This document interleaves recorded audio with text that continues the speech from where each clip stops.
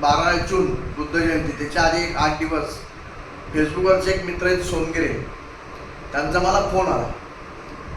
तर ते म्हणले की मला तुमच्याशी एका विषयावर बोलायचं आहे, वेळ आहे का? मी म्हणले की आम्ही बुद्ध पौर्णिमेला दरवर्षी स्टॅम्प, पोस्टकार्ड, एक ग्रीटिंगसारखं पोस्टकार्ड असतं त्यांचं, त्यानंतर इनलाईन लेटर आणि चौथं एनवलप, अशी बुद्ध पौर्णिमेला बुद्धाच्या जीवनावर आधारित विषयावरती आम्ही छापतो. म्हणलं बाबा नीट बघा काय करायचं ते, आणि उद्या पेंटिंग सारखी गोष्ट येते. शाई संपली, शेजारी मला भाव लागतो, त्याच्याही प्रिंटरची शाई संपली, रात्रीचे 8 वाजले होते. माझा भाऊ धावत पळत टिळक रोडवर गेला आणि त्यांनी त्याची आणि माझ्या प्रिंटरची शाई आणली.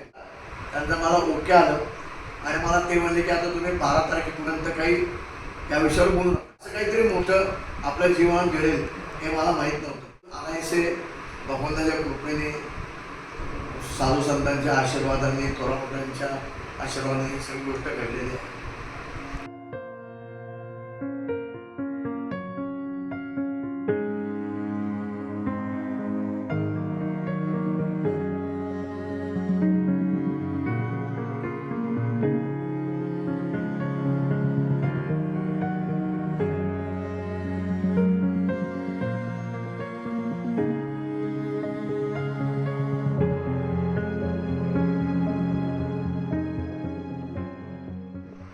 हा जो गव्हर्नमेंट ऑफ इंडियाने माझ्या चित्राचा बहुमान केला, हा अनेकांनी मला विचारलं की हा प्रवास तुमचा कसा घडला वगैरे, आम्ही चित्र काढतो, आम्हाला तिथपर्यंत कसं पोचता येईल वगैरे.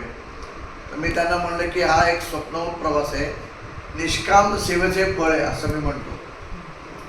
मला 12 जून बुद्ध जयंती, त्याच्या आधी 8 दिवस फेसबुकवरचे एक मित्र आहेत सोनगिरे, त्यांचा मला फोन आला. तर ते म्हणले की मला तुमच्याशी एका विषयावर बोलायचं आहे, वेळ आहे का? मी म्हणलं आहे, बोला. तर ते म्हणले मला तुमचा फोन, बेळगावचे एक प्रसिद्ध आर्टिस्ट आहेत शिरीष देशपांडे, ते बॉलपेनमध्ये पेंटिंग्स करतात आणि ते मला सिनियर बऱ्यापैकी, पण त्यांची माझी खूप चांगली ओळख आहे. तर त्या सोनगिऱ्यांना असं वाटलं की कदाचित देशपांड्यांकडे, हा योगायोग मला कसा, देशपांड्यांकडे गोखल्यांचा फोन नंबर मिळू शकतो. मग त्यांनी त्यांना फोन केला. ते म्हणले की गोखल्यांचा फोन नंबर आहे का? ते म्हणले देतो की. मग त्यांनी त्यांना एक पूर्वकल्पना दिली की अशाच्या कामासाठी नंबर पाहिजे. तर ते म्हणले चांगलं आहे, असं होत असेल तर सोबतचा खूप मोठा बहुमान आहे. त्याने खूप आनंदाने नंबर दिला. मग त्या सोनगिरींनी मला फोन केला. ते म्हणले असं असं जाखेरे साहेब आहेत, जाखेरे का जाखेरे, तर त्यांना तुमचा नंबर देऊ का, त्यांना एका विषयावर तुमच्याशी बोलायचं. तर मी म्हटलं चालेल, तुमच्या पेंटिंगबद्दल बोलायचं असं त्यांनी सांगितलं. तर त्यांनी फोन दिला, त्यांचा मला 5 मिनिटात फोन आला. तर ते साहेब म्हणले की आम्ही बुद्ध पौर्णिमेला दरवर्षी स्टॅम्प, पोस्टकार्ड, एक ग्रीटिंगसारखं पोस्टकार्ड असतं त्यांचं, त्यानंतर इनलाईन लेटर आणि चौथं एनवलप, अशी बुद्ध पौर्णिमेला बुद्धाच्या जीवनावर आधारित विषयावरती आम्ही छापतो. गव्हर्नमेंटची त्या प्रेसमध्ये छापत असते. तर त्यासाठी तुमच्या चित्राची मी निवड केली आणि त्याचं एक कन्सर्न लेटर टाकेल. तुमची तयारी आहे का, ते कन्सर्न लेटर तुम्हाला मी पाठवतो. तर मी म्हटलं ठीक आहे, चालेल. आणि मग त्यांनी मला मोबाईलवरती PDF फाईल पाठवली आणि मग मला हे काहीच माहीत नव्हतं आधी, खरं खोटं. मग मी 4 लोकांना विचारलं. मग त्या सोनगिराने मी फोन केला. ते म्हणले की हे त्यांच्यापर्यंत कसं गेलं. तर ते म्हणले की हे चित्र त्यांच्याकडे सेव्ह केलेलं होतं त्यांनी कधी कधी, आणि आपण जसे मित्र आहोत तसे ते आणि ते साहेब आणि हे मित्र.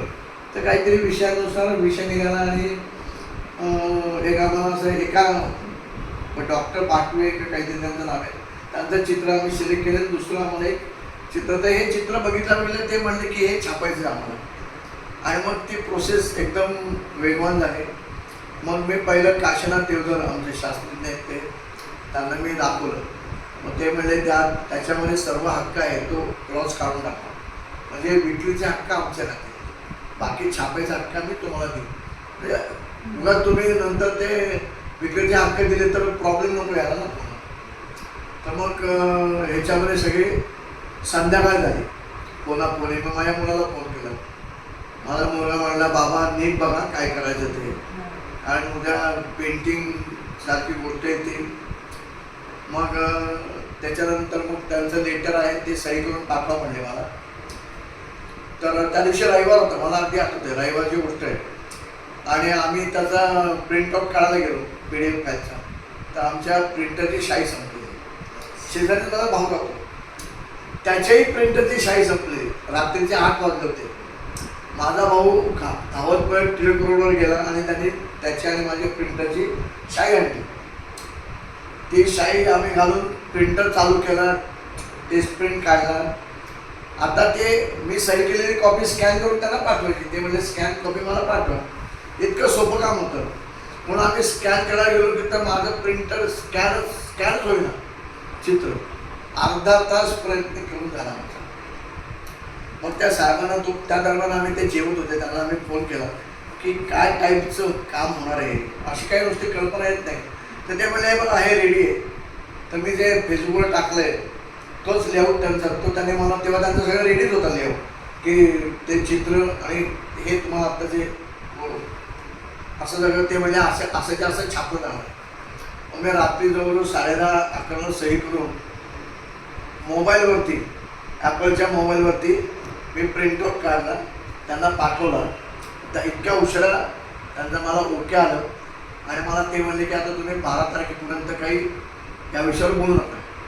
आणि मग 12 तारखेला बरोबर बुद्ध जयंतीला त्यांनी मला इनॉग्रेशन झालं त्याचं. आणि तेव्हा ते म्हणले होते की आम्ही बोलवतो पण यावेळेस काय सध्याची परिस्थिती फार युद्धजन्य परिस्थिती आहे, त्यामुळे आम्ही छोटा कार्यक्रम करणार आहोत, त्याचा मी तुम्हाला व्हिडिओ पाठवतो. त्यामुळे त्यांनी मला व्हिडिओ पाठवला. आणि ह्या चित्र म्हणजे हे ॲक्च्युली हा एक मोठा बहुमान की मला त्याची कल्पना नव्हती.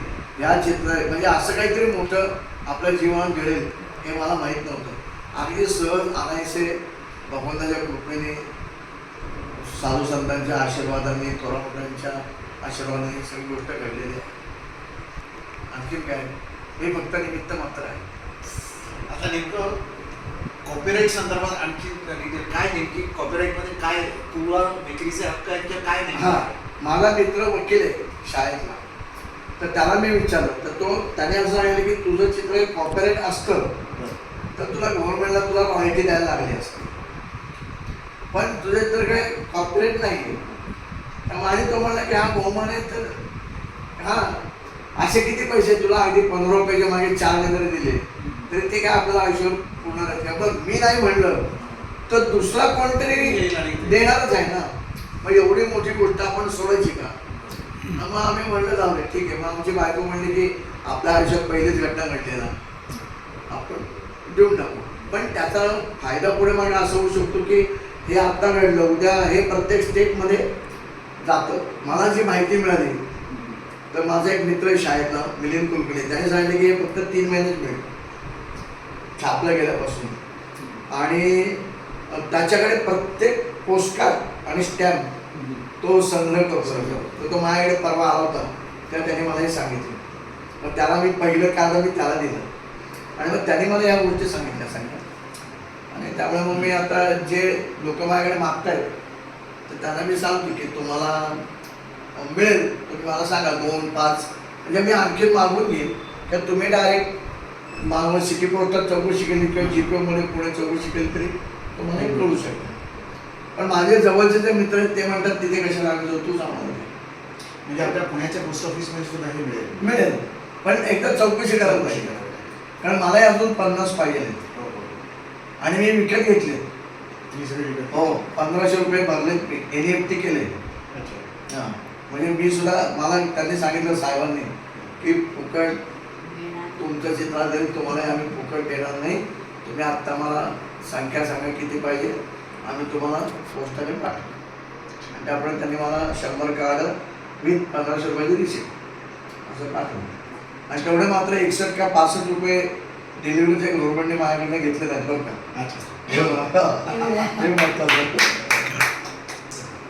हे कार्ड आहे, खूप सुंदर. एकतर पेंटिंग अतिशय सुंदर आहे, त्याबद्दल आम्ही हे पेंटिंग ओरिजिनल पेंटिंग आम्ही पाहिलेलं आहे. आणि त्याचा हा फोटो आज एवढा बहुमान सुबोधला मिळाला आहे, त्याच्याबद्दल खरोखरीच सुबोधचं हार्दिक अभिनंदन, अगदी मनापासून अभिनंदन. आणि Yes, yes. तुला प्रेझेंट आणि हे मला त्यांनी सप्रेम भेट दिलेलं आहे. येस. तर ते एक मला हे देणार होते काय सर्टिफिकेट सारखं, पण अजून काय लोक म्हणले देतात नाही देत, तुला त्याच्या मागे कशाला, आता एवढं आहे, एवढं नाव आहे पाठीमागे, नावही आहे हे म्हणतो सुबोध हां. किशोर. येस, वा छान. निष्काम सेवेचं फळ असं मी म्हणतो.